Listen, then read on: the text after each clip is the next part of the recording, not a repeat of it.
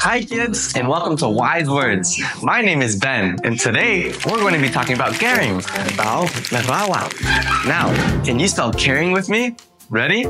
Here we go. C-A-R-I-N-G. Caring. Fantastic job. So what does caring really mean? Caring is when you show others how much you love them. It's about being nice and kind and wanting others to be happy and safe. Jesus cares for you, so does your mom, your dad, your siblings, and your friends. When you share your crayons, that's caring because you want your friends to have fun too. Giving a hug to someone when it's sad, that's also caring because you want them to make them feel better. Caring isn't just about things, it's about how you make others feel.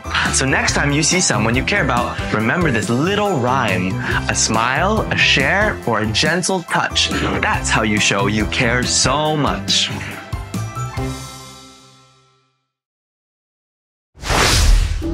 Halo anak-anak semuanya, sudah belajar kan bagaimana kita bisa melayani Tuhan ketika kita peduli kepada orang lain.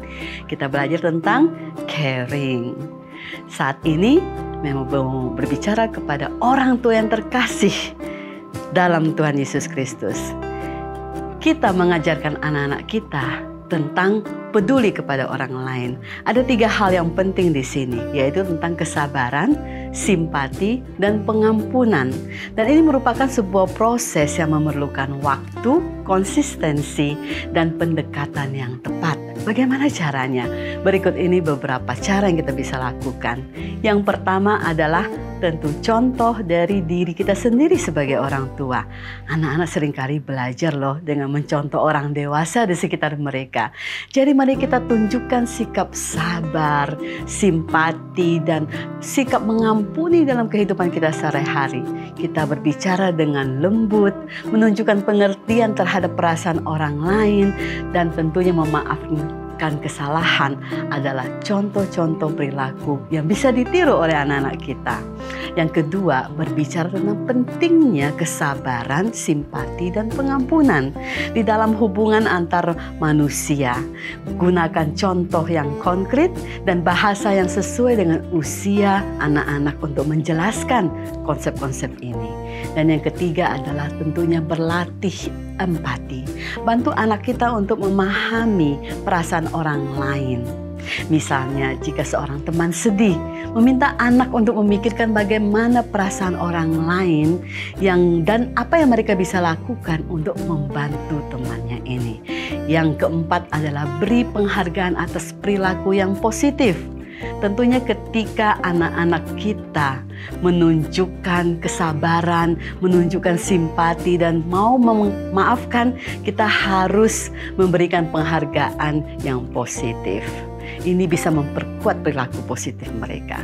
Yang berikutnya adalah tentu baca buku dan cerita. Banyak sekali yang mengangkat tema-tema tentang ketiga hal ini.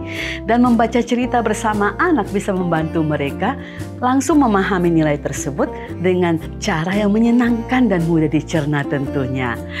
Dan yang berikutnya adalah mari kita berpikir untuk membuat permainan aktivitas di mana permainan peran, misalnya anak-anak bisa menjadi orang lain, bisa berlatih simpati terhadap apa yang dialami orang tersebut. Kita bisa membuat daftar kecil tentang situasi di mana kesabaran, simpati, dan pengampunan itu dibutuhkan, dan kemudian diskusikan bagaimana cara anak-anak menangani situasi ini.